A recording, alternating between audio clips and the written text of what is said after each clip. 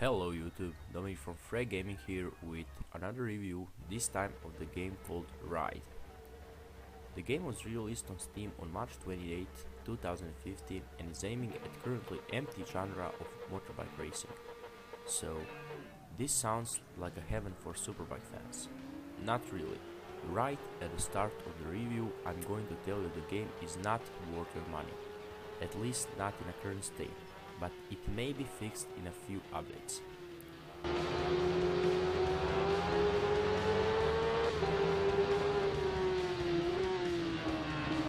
First thing I noticed when starting the game is the lack of options, both video and audio.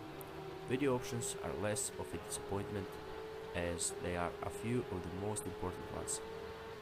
But there is only one audio option, and that is to disable sound completely, which I could have done in multiple faster ways, so it's useless. But more about the audio later.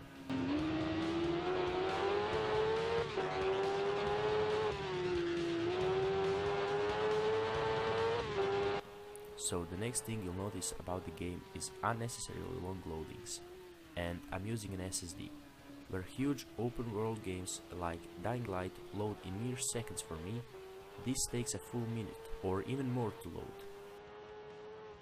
This is not acceptable for a game that loads a few different bike models and a single track at a time. But the pain of playing this game is not over yet, not nearly. Soon after launching the game, you will notice the game looks extremely jaggy. I was running in full HD resolution and it looked nothing like it. Yes, my anti-aliasing was off, but there was a good reason for that. The game is really badly optimized. While my GPU was almost idling at 15 to 30% usage, the game was stuttering badly and even dipped below 10 frames per second at a few points. Again, another unacceptable thing for a game released at this time. Another thing to mention is the animations. Unlike SBK games where drivers' transitions are swift and fluid, in this one driver looks too stiff. So let's go back to the sound. The game features annoying soundtrack no one cares about, and there is no means of muting the music only. I'd much rather listen to the sound of the bikes alone. Well, at least the music was quiet compared to the bikes, so that means it's alright? No. The bikes sound absolutely dreadful, and the only way I could remotely enjoy the sound was from a helmet camera configuration. The game features 5 camera configurations, and the helmet one, despite having muffled sound, actually immersed me the most. Probably because it masked most of the flaws in audio, and because I actually imagined that is pretty much how riding a real bike at that speed would sound like. Muffled from helmet and wind. And now to some final tips for future players, if anyone actually falls for the bait and buys this game. Do not even attempt to play the game without a proper controller.